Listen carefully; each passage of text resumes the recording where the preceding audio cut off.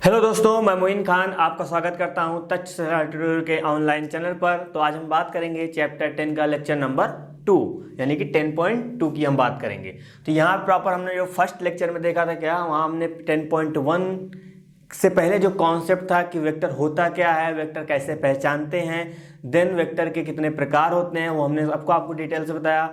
उसके बाद हमने कुछ आपको क्वेश्चन कराए यानी कि अदिश और सदिश के ऊपर। उसके बाद हमने आपको वेक्टर के ऊपर यानी कि आपको क्वेश्चन कराए थे। ठीक है, सारी चीज़ें उम्मीद करते समझ आई होगी। ठीक है, अगर कोई दिक्कत है देन बिल्कुल आप फिर से जाके वीडियो को देखिएगा, एक बार मेरी बात सुनिएगा। अगर कोई दिक्कत है देन आप बिल्कुल कॉन्टेक्ट करिएगा। तो आज के लेक्चर में हम लोग बात करेंगे क्या, प्रश्नावली 10.2 के बारे में, जो कि नॉर्मल मैंने आपको वहाँ पे दो वेक्टर का योग भी सिखाया था, अंतर भी सिखाया था, सब कुछ मैंने आपको वहाँ पे सिखाया था। ठीक है, लास्ट में बिल्कुल आपको मैंने बताया था। तो वही सब कहानी यहाँ भी होगी। और स्टार्टिंग मैंने आपको मापांक निकालना, एकांक सदिश निकालना या मात्रक सदिश निकालना सब हमने डिटेल से बताया था। ठीक है, तो वही सब मिला जुला के क्वेश्चन है, बहुत आसान क्वेश्चन है, कोई ज़्यादा टिपिकल नहीं है। तो यहाँ पे हम बाय वन क्वेश्चन को टैकल करेंगे, उसके बाद चीज़ें समझेंगे। सबसे पहला जो क्वेश्चन है उसको हम यहाँ पहले हम राइट कर देंगे सोल्यूशन। ठीक है, तो पहला क्वेश्चन देखेंगे यहाँ क्या लिखा हुआ है। लिखा हुआ है निम्नलिखित सदिशों के परिमाण का परिकलन करिए। ठीक है, अब परिमाण सा समझ में आया कि मतलब जो भी वेक्टर लिखा हुआ है उसका क्या निकालें हम, सीधा सीधा अंडर रूट आई के गुणांक का स्क्वायर प्लस जे के गुणांक का स्क्वायर प्लस के गुणांक का स्क्वायर, जो आएगा अपना वही हो जाएगा। लेकिन परिकलन का मतलब होता है निकालना। ठीक, बात समझिएगा। ठीक है, परिकलन जो लिखा हुआ है उसका मतलब क्या होता है, निकालना या ज्ञात कीजिए, दोनों में मीनिंग सेम होती है। तो अब बोला गया इन सब का vector A, vector B, vector C का क्या निकालना है, हमको निकालना है परिमाण निकालना है। और परिमाण कैसे निकालते थे आप, उसका मैग्नीट्यूड लेते थे। मैग्नीट्यूड अंडर रूट में क्या रखते थे, आई के गुणांक का स्क्वायर प्लस जे के गुणांक का स्क्वायर प्लस के गुणांक का स्क्वायर। यही तो मैंने आपसे कहा था ना, तो वही चीज यहाँ अप्लाई करेंगे। तो पहला क्वेश्चन जो आपका हम यहाँ पे राइट कर देते हैं। ये पहला क्वेश्चन है, हमने निकालना है वेक्टर ए। तो वेक्टर ए का क्या निकालना है, हमको मापांक निकालना है। तो पहले आप क्या लिखेंगे यहाँ पे, vector A, vector B, vector C, आप डिट्टो ऐसे लिख लेंगे जैसे क्वेश्चन में यहाँ पे लिखा हुआ है ये। देन आप क्या करेंगे, सॉल्यूशन डालेंगे। तो वेक्टर ए जो है वो राइट करेंगे। उसके बाद हम वेक्टर ए का क्या निकालना है, मैग्नीट्यूड निकालना है ना। तो यहाँ पे लगाएंगे अंडर रूट। यहाँ क्या करते थे, आई के गुणांक का स्क्वायर। तो आई का आगे क्या है, कुछ नहीं, मतलब सर 1 है, तो यहाँ पे हो जाएगा कितना, 1 हो जाएगा। फिर यहाँ पे कितना हो जाएगा, यहाँ भी सर 1 हो जाएगा। एंड उसके बाद सर वहाँ भी क्या है, जी का गुणांक, के का गुणांक, वो भी आपका 1 है। तो ये सब चीज़ें यहाँ पे आ जाएंगी। अब लगाएंगे इधर अंडर रूट। 1 का स्क्वायर कितना होता है भैया, 1 होता है। ये भी आपका 1 होगा एंड आपका ये भी 1 होगा। तो कितना आ जाएगा, अंडर रूट 1 प्लस 1 प्लस 1 यानी कि अंडर रूट कितना आ जाएगा, 3 आ जाएगा। तो ये चीज़ आपकी यहाँ पे बन गई। तो उम्मीद करें मेरी बात समझ आई होगी। ठीक है, तो रूट, तो हमने क्या निकाल लिया, वेक्टर ए का निकाल लिया परिमाण। अब इसी तरह क्या निकालेंगे, वेक्टर बी का निकालेंगे। तो प्रॉपर आप यहाँ वेक्टर बी लिखिएगा, देन आप यहाँ पे उसके बाद ही काम करिएगा। या तो आप यहाँ पे सब साथ में लिख लेंगे, vector A, vector B, vector C, तो आपको बार बार लिखने की कोई जरूरत नहीं है। तो वेक्टर बी का हम लोग क्या निकालेंगे, मैग्नीट्यूड कितना हो जाएगा, अंडर रूट रखा जाएगा आई के गुणांक का स्क्वायर। तो आई का गुणांक कितना है आपका, 2 है, तो यहाँ रखा जाएगा कितना, 2 का स्क्वायर कर देंगे, प्लस लगाएंगे। जी का गुणांक कितना है, माइनस का 1 है, तो यहाँ पे आ जाएगा कितना, -1 का स्क्वायर हो जाएगा। प्लस लगाया अब हमने, यहाँ पे देखिए कितना है, की का गुणांक -3 है, तो यहाँ रखेंगे -3 एंड आपका स्क्वायर कर देंगे। ठीक है, तो उम्मीद करें मेरी बात समझ आई होगी। ठीक है, तो 2 का स्क्वायर कितना आ जाएगा, 4 हो जाएगा। -1 का स्क्वायर प्लस का 1 होगा, तो यहाँ पे प्लस का 1 आ जाएगा और यहाँ पे 9 आ जाएगा। तो आपका मैग्नीट्यूड ऑफ वेक्टर बी कितना आ जाएगा, परिमाण वेक्टर बी का 9 1 10 यानी कि आपका 14 नंबर आ जाएगा। 14 नंबर नहीं, मतलब 14 आ जाएगा। तो ये वेक्टर बी का हमने मैग्नीट्यूड निकाल लिया। उसी तरह क्या निकालेंगे, वेक्टर सी का निकालेंगे। तो इसको हम लोग ऐसे राइट करते हैं, वेक्टर सी का हमको क्या निकालना, मैग्नीट्यूड। तो अंडर रूट लिखेंगे, यहाँ पे क्या हो जाएगा, आई का गुणांक कितना है, यहाँ पे 1 है, नीचे कितना, √3 यानी कि 1/√3 है। तो इसको हम लोग ऐसे राइट करेंगे, कितना, 1/√3 का स्क्वायर प्लस का यहाँ कितना आ जाएगा, 1/√3 का स्क्वायर हो जाएगा। और यहाँ पे कितना आ जाएगा, यहाँ प्लस ही रहेगा, यहाँ माइनस का 1/√3 रहेगा। ठीक है, तो इतनी बात उम्मीद करें समझ आई होगी। ठीक, अब क्या हो जाएगा, ये चीज़ तो आपकी ऐसी ही रहेगी। यहाँ पे देखिए 1/3 हो जाएगा, प्लस लगाया, यहाँ भी आपका 1/3 आ जाएगा, प्लस का यहाँ भी आपको कितना हो जाएगा, 1/3 आ जाएगा। अब आपको पता है जब हर आपके बराबर होते हैं सर उनको हम ऐसे लिखते हैं, अंश जो होते हैं वो आपस में क्या होते हैं, जुड़ रहे हैं तो जोड़ दीजिए, घट रहे हैं तो घटा दीजिए। तो 1 को जब 3 बार जोड़ेंगे तो 3 ही आएगा, 3/3 काटेंगे कितना आ जाएगा, √1 आ जाएगा। और √1 को जैसे ही बाहर निकालेंगे कितना निकलेगा, हमेशा 1 निकलेगा। ठीक है, तो ये चीज़ याद रखिएगा। अभी आप दिमाग लगा रहे होंगे सर प्लस माइनस निकलता है, बिल्कुल सही सोच रहे हैं, लेकिन ये आपका यहाँ मापांक है, मापांक हमेशा पॉजिटिव होता है, याद रखिएगा। किसी भी वेक्टर का आप मापांक निकाल लें हमेशा पॉजिटिव होगा, किसी भी चीज़ का आप मापांक निकाल लें यानी कि मॉडल्स निकाल लें हमेशा पॉजिटिव होगा। ये बात थोड़ा सा ध्यान समझिएगा, उम्मीद करें मेरी बात समझ आई होगी। ठीक है, तो हमने क्या पहला क्वेश्चन बोला गया था क्या, ABC की जो था परिमाण निकालना, तो देखो हमने तीनों के परिमाण निकाल लिए। परिमाण निकालना आपको मैंने सिखाया था। तो अब बात करेंगे क्वेश्चन नंबर 2 की। तो क्वेश्चन नंबर 2 आपका बहुत आसान है, ये क्वेश्चन नंबर आपका फर्स्ट था एंड हम बात करेंगे 2 की।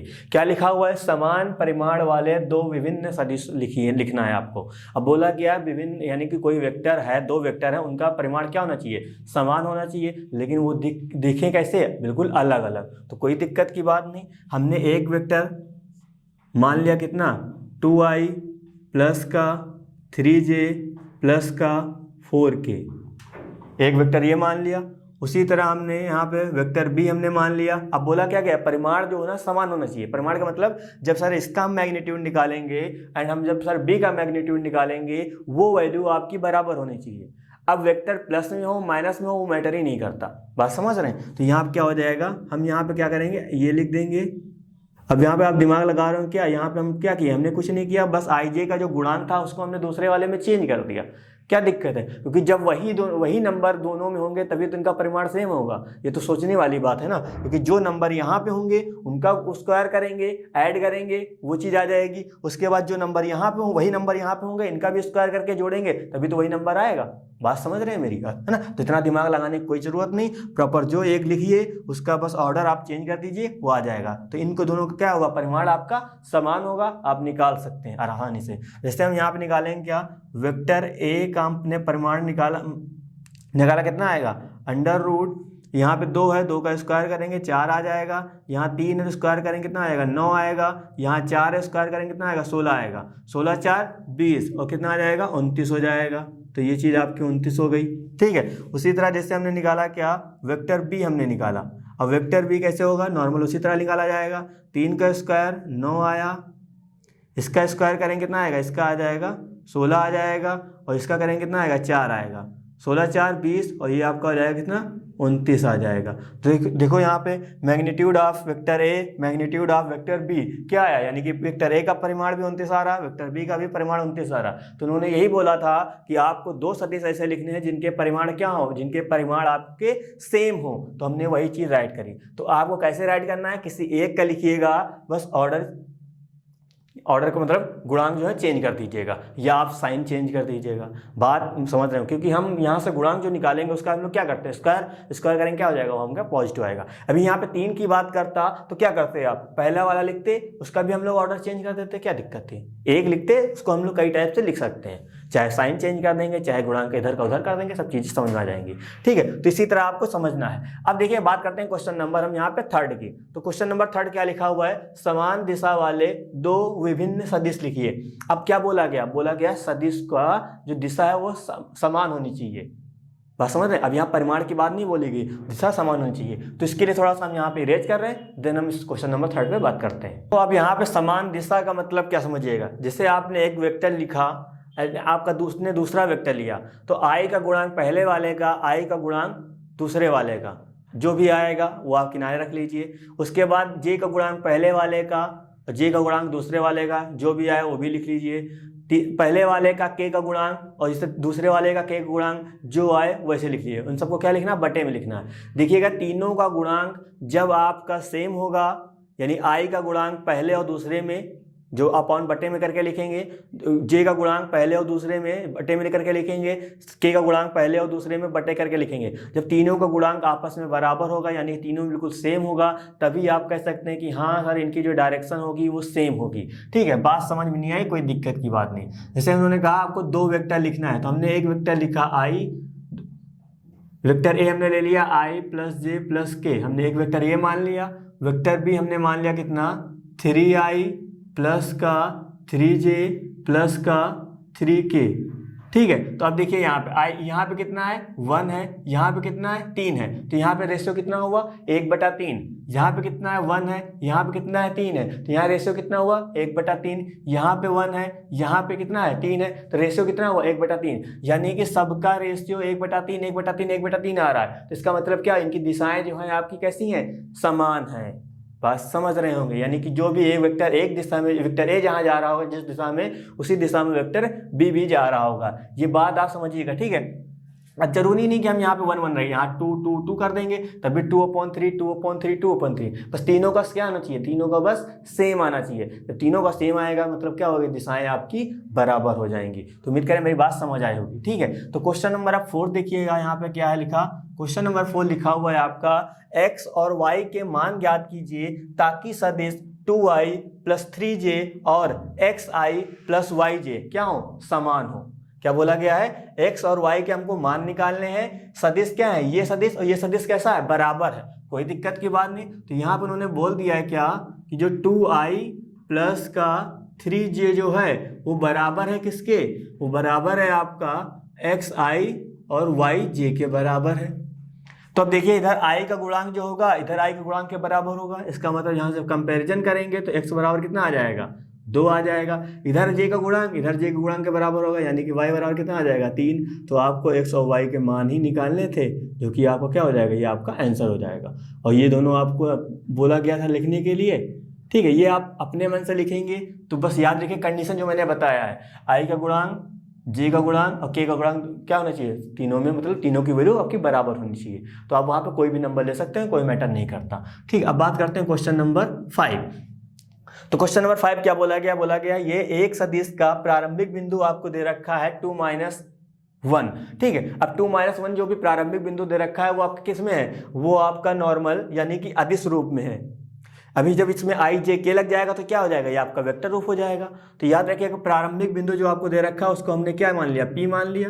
कितना दे रखा है, ये आपको दे रखा है 2,1 दे रखा है। जैसे ही इसमें हम लोग i j k लगाएंगे तो ये आपका वेक्टर रूप में बदल जाएगा। तो इसको हम लिख देते हैं क्या, OP लिख देते हैं। तो यहाँ OP कितना आ जाएगा, 2i आ जाएगा, और आपका यहाँ 1j लिखो, खाली j लिखो, बात एक ही है।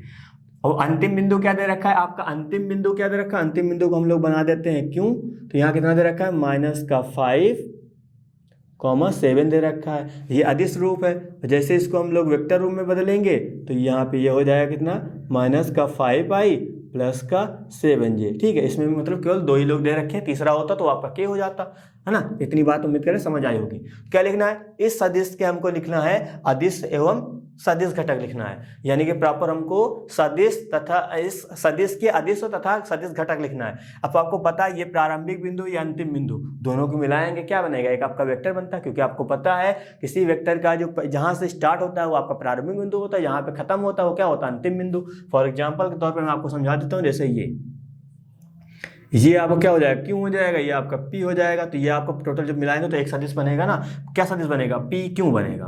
तो हम यहाँ पे राइट करेंगे कितना, p क्यों, क्योंकि हमने इसको p माना है, इसको हमने क्यों माना है। अभी a b मानते तो वेक्टर a b बनता। और p क्यों कैसे निकालते हैं हम लोग, p क्यों कैसे, पहले वाला मतलब बाद वाला पहले लिखा जाएगा कितना, o क्यों माइनस का OP, ठीक है। तो ये पोर्शन आप माइंड में रखिएगा, क्या पी क्यू निकालने के लिए क्या होना चाहिए, पी क्यू जब निकालेंगे तो जो बाद में लिखा है क्यू वो ओ क्यू माइनस OP करना पड़ेगा, ठीक है। कभी कभी यहाँ क्यू माइनस पी भी कर देते, कोई दिक्कत की बात नहीं। आपकी बुक में लिखा हो क्या, स्थिति सदिश ऑफ क्यू माइनस स्थिति सदिश ऑफ पी, तो इसका मतलब ओ क्यू OP की ही बात वो कर रहे हैं।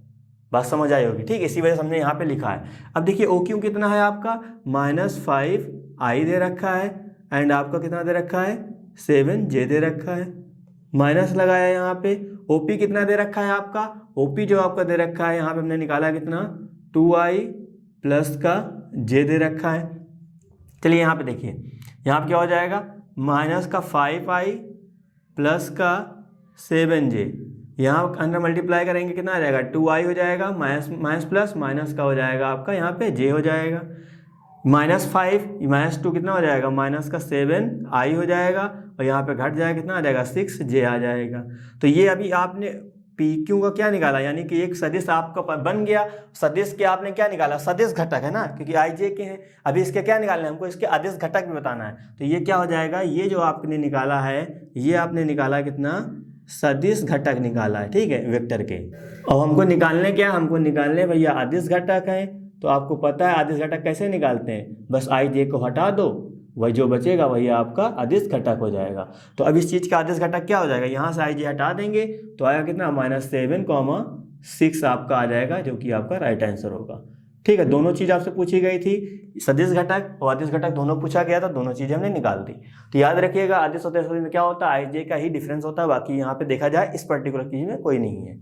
बात समझ रहे हैं, जैसे आपको आदेश दिया है तो आपसे बोला जाए सदिश बनाना, तो बस उसमें आई जे क्या लगा दो स्टार्टिंग से, 2 दे रखे हैं तो आई जे आएगा, 3 दे रखे हैं आई जे के आ जाएगा, चौथा नहीं हो सकता। ठीक है, तो इतनी बात उम्मीद करें मेरी बात समझ आई होगी। तो क्वेश्चन इसी तरह आपको टैकल करना है। चलिए हम बात करते हैं क्वेश्चन नंबर 6 की। तो क्वेश्चन नंबर आपका 6 क्या है, देखिए यहाँ लिखा है क्या, सदिश vector A, vector B, vector C आपको दिया है, क्या बोला गया, क्या इनका आपको योग निकालना है, यानी कि तीनों चीज को आपस में ऐड करना है। तो आप यहाँ पे राइट करिएगा, पहले कितना, वेक्टर ए, देन यहाँ पे आएगा vector B, then vector C आएगा।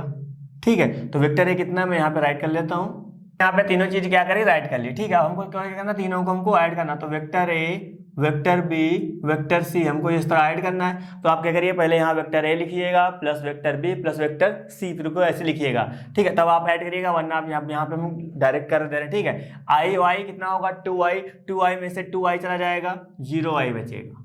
अब आते हैं यहाँ पे, देखिए 4 में, यानी कि यहाँ पे दोनों ऐड होंगे, ये है कितना, जे यहाँ पे, जे यहाँ पे, -2 -6 कितना होगा, -8 हो जाएगा, -8 में से 4 जाएगा, -4 जे बचेगा आपका।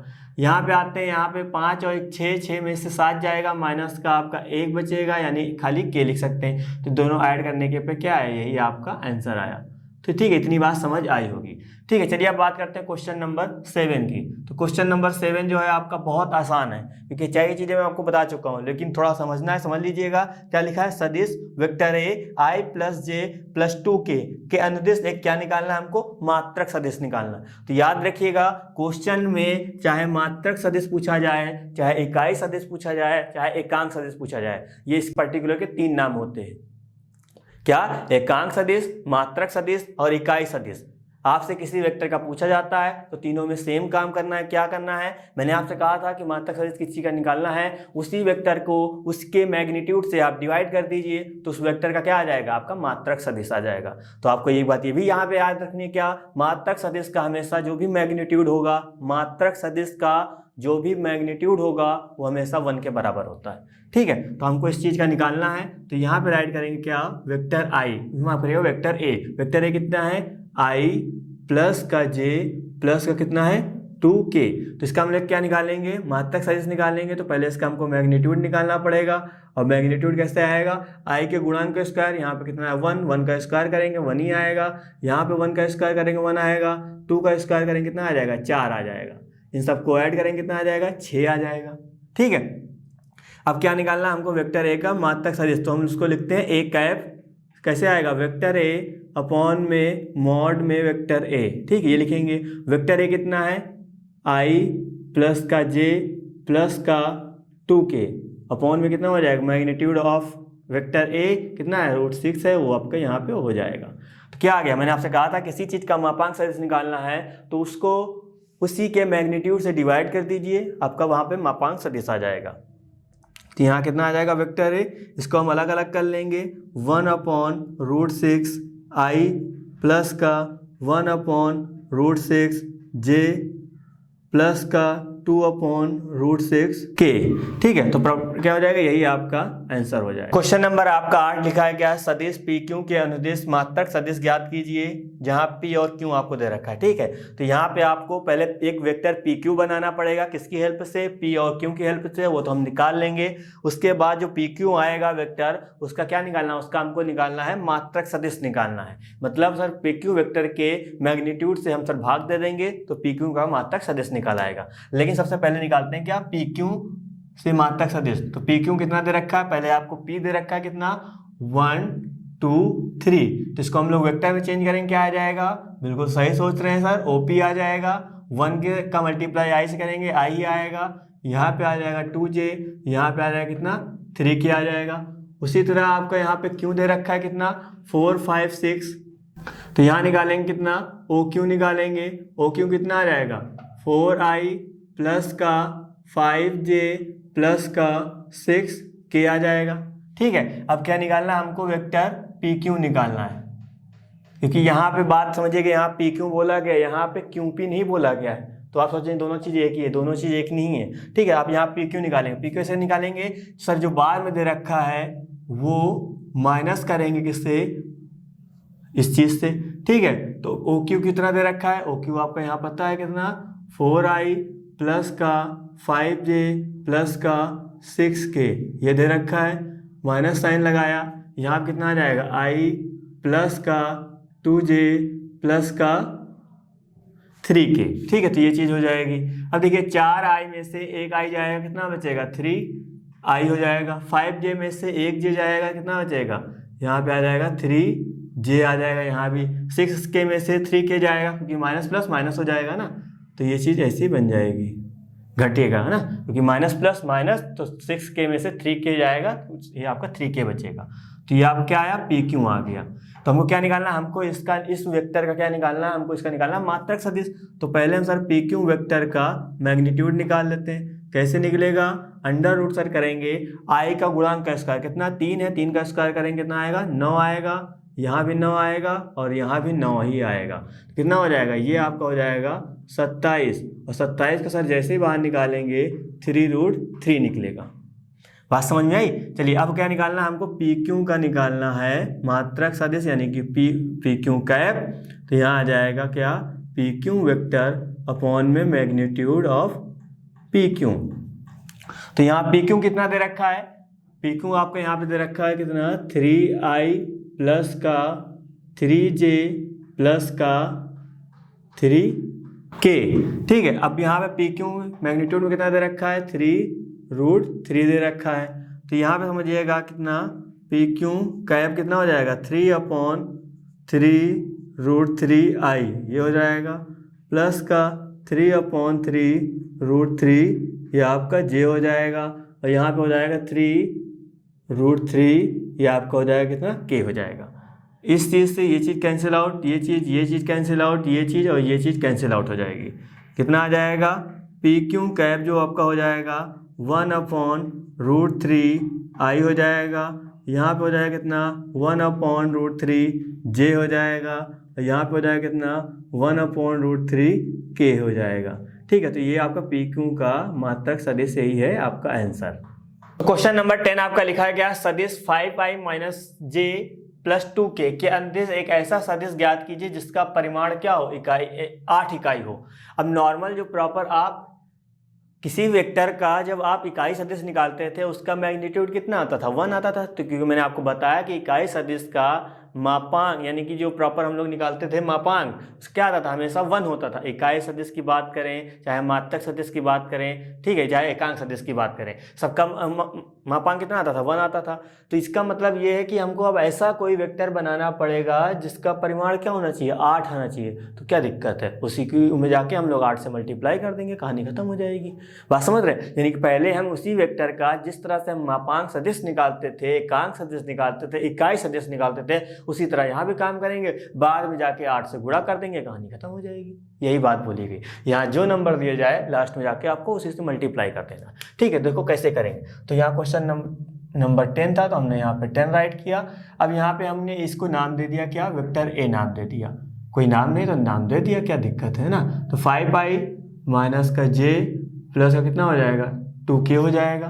क्या अनुदेश से एक ऐसा सदिश निकालना है, ठीक है, तो ये कहानी हो जाएगी। अब इसका निकालते हैं, पहले क्या मैग्नीट्यूड निकालते हैं। अब मैग्नीट्यूड कितना निकलेगा अंडर रूट, इसका स्क्वायर करेंगे कितना आ जाएगा 25 आ जाएगा, 1 का स्क्वायर 1 ही रहेगा, इसका स्क्वायर करेंगे कितना आ जाएगा 4 आ जाएगा। ठीक है, ये चीज़ बन गई।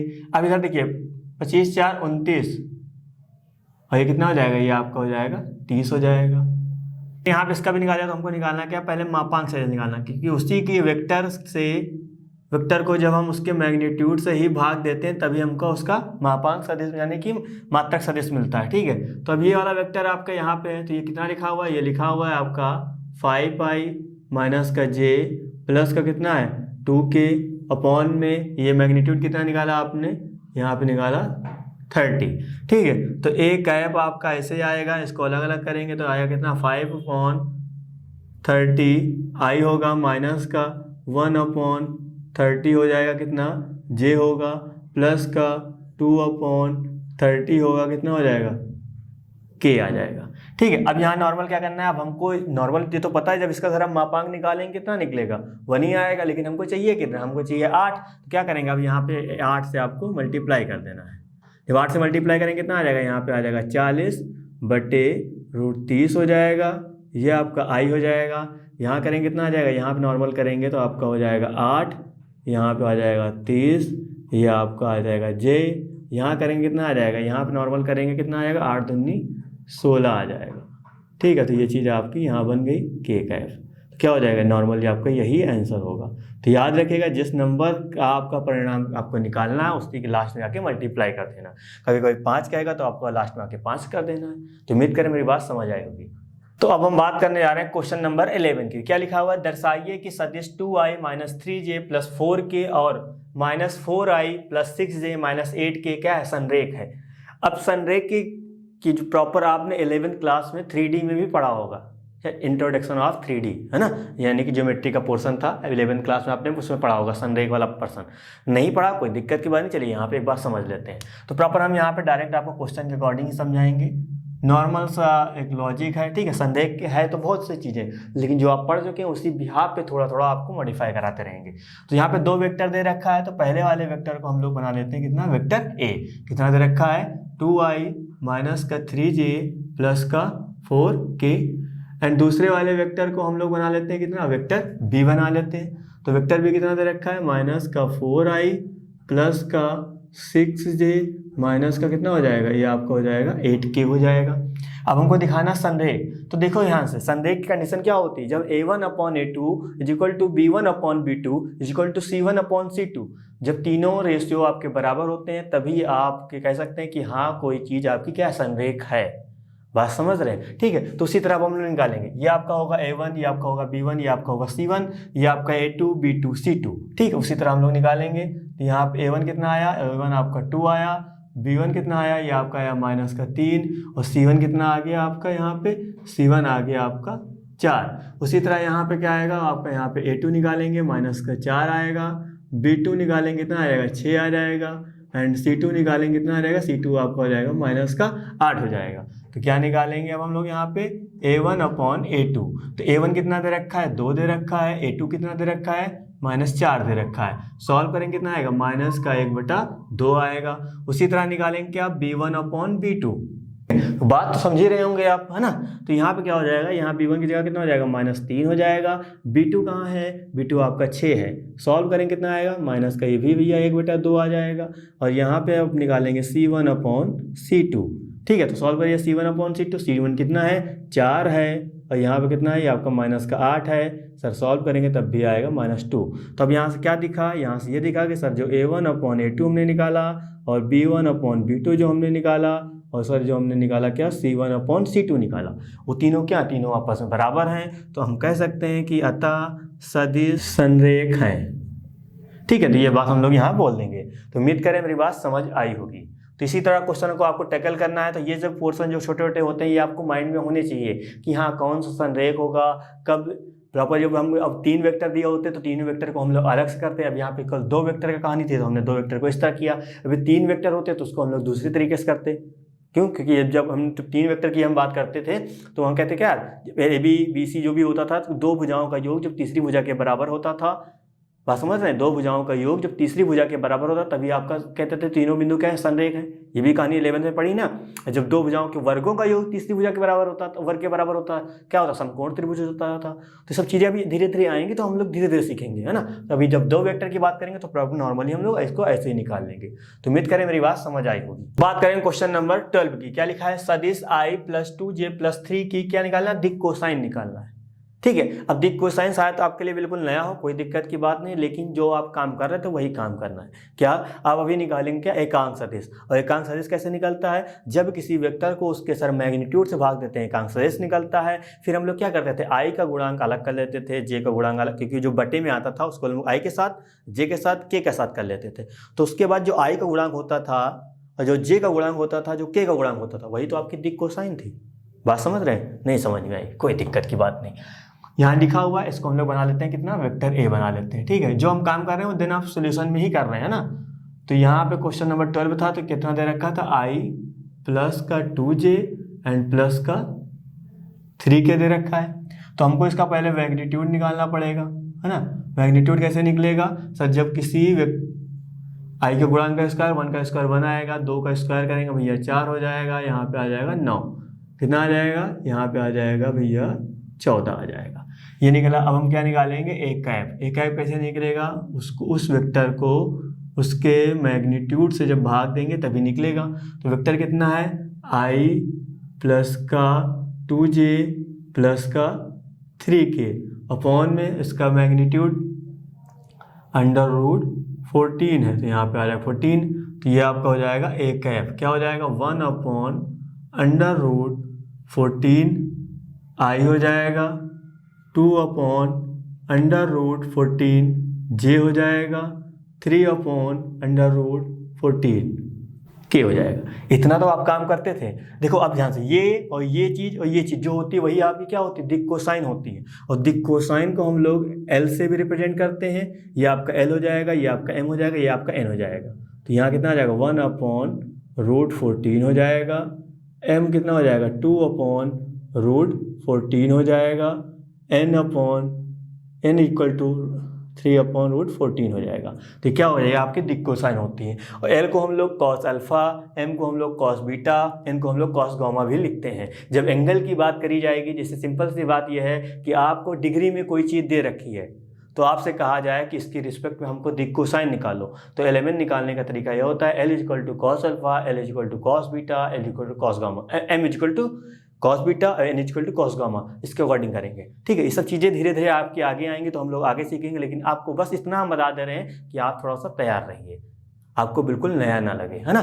तो नॉर्मल उम्मीद करते हैं मेरी बात समझ गई होगी। सारी कहानी देखो इसी के ऊपर है, कुछ भी निकालना हो, जैसा भी हो, मात्रक सदिश निकालना आपको आता है तो आप आसानी से कर सकते हैं। तो क्या होगा, यही आपका आंसर होगा। तो अब बात कर रहे हैं क्वेश्चन नंबर 13 की। क्या लिखा हुआ है, बिंदुओं ए एवं बी को मिलाने वाले एवं ए से बी की तरफ दिष्ट सदिश की दिक कोसाइन निकालना है। दिक कोसाइन यानी कि जो काम यहाँ हुआ वही काम यहाँ हुआ, बस इनसे पहले हमको एक वेक्टर बनाना पड़ेगा। यहाँ वेक्टर साफ साफ दे रखा था, हमने क्या निकाला, उसी वेक्टर को उसके मैग्नीट्यूड से भाग दिया, एकांक सदिश निकाल लिया। सर आई जे का अलग अलग कर लिया, जो आई के साथ है वो एल और जो जे के साथ है वो एम, जो इसके साथ है वो आपका एन आ जाएगा। ठीक है, तो प्रॉपर सब चीज़ें मिल गई। तो उसी बिहाफ पे पहले हमको ए से और बी से हमको निकालना पड़ेगा क्या, वेक्टर ए बी निकालना पड़ेगा। तो हमने यहाँ बिंदु के रूप में लिखा पहले अभी, है ना। तो यहाँ क्या हो जाएगा, इसको जब वेक्टर फॉर्म में चेंज करेंगे, आपको पता है यहाँ पे लगाएंगे वेक्टर, तो ये आपका कितना हो जाएगा, आई हो जाएगा, ये आपका 2j हो जाएगा, माइनस का ये आपका आ जाएगा 3k आ जाएगा, ये आपका हो जाएगा ओ बी, यहाँ वेक्टर लगाया जाएगा, ओ आपका यहाँ पे क्या है, वो आपका यहाँ पे इस पोजीशन वेक्टर को अकॉर्डिंग हम लोग यहाँ लिखते हैं इसको। ठीक है, माइनस आई प्लस 2j प्लस का k, ये चीज़ यहाँ पे बन जाएगी, ये k है ना, कुछ और ना समझ लीजिएगा इसको। चलिए अब यहाँ पे क्या निकालना, हमको निकालना भैया ए बी निकालना। ए से बी की तरफ जा रहे हैं तो ए से क्या आ रहे हैं, बी की तरफ, यही तो मतलब हुआ इसका सीधा सीधा, बात समझ रहे हैं। अब इसको कैसे निकाल, अब इसको निकालने का मतलब क्या हो जाएगा, ओ बी माइनस का ओ ए। ठीक है, तो ए बी माइनस का ओ ए। अब यहाँ ओ बी कितना है, ये है, और ये माइनस का, तो माइनस का आई में से माइनस का आई घटाएंगे, माइनस का 2i हो जाएगा, और 2j में से 2j चला जाएगा, यहाँ पे 0j बचेगा।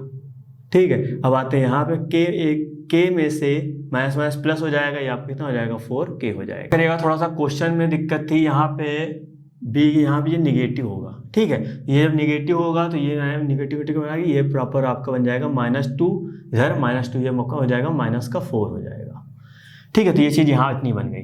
अब हमने ए बी निकाल लिया। अब ए बी निकाले तो ए बी का क्या निकालना पड़ेगा, ए बी का हमको सर निकालना पड़ेगा, मैग्नीट्यूड निकालना पड़ेगा। और मैग्नीट्यूड निकालना आपको बहुत अच्छे से आता है। ठीक है, मैग्नीट्यूड निकाल आएगा सर, हमको ए बी का फिर निकालना पड़ेगा कैप। और ए बी का जो कैप निकालते थे तो कैसे निकालते थे, ए बी का मैग्नीट्यूड अपॉन में हम लोग ये कहानी करते थे।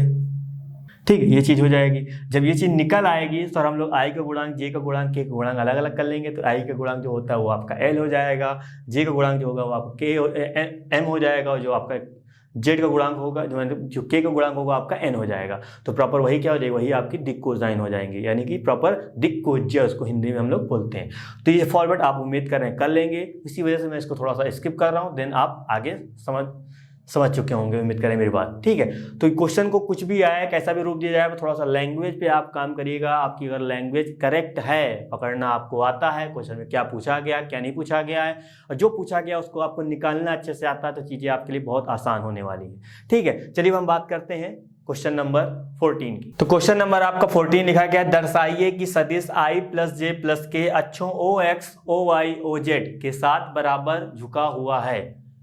बात समझिएगा, बोला क्या है, जो ये सदिश है, इसके ये सदिश OX के साथ जितना झुका हुआ है, ये सदिश OY के साथ जितना झुका हुआ है, ये सदिश OZ के साथ जितना झुका हुआ, मतलब जितना एंगल का कोण बना रहा है, एक्स के अक्ष के साथ, वाई अक्ष के साथ, जेड अक्ष के साथ जितना भी कोण ये सदिश बना रहा है, वो बोला क्या क्या सबके साथ मतलब बराबर कोण बना रहा है। ये आपको दिखाना है कि इक्वल वो सबके साथ कोण बना रहा है, यानी कि यहाँ पे हमको एंगल की बात यहाँ बोली गई।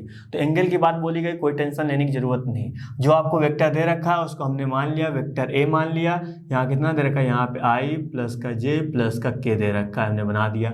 ठीक है, तो वेक्टर ए का हमने निकाला क्या, मॉड ए निकाला। मॉड ए कैसे निकालेंगे, अंडर रूट, यहाँ पे 1 है, 1 का स्क्वायर 1, 1 का स्क्वायर 1, 1 ही आएगा। ठीक है, तो ये चीज़ यहाँ पे आ जाएगी, करेंगे कितना आ जाएगा, ये आपका आ जाएगा √3 आ जाएगा।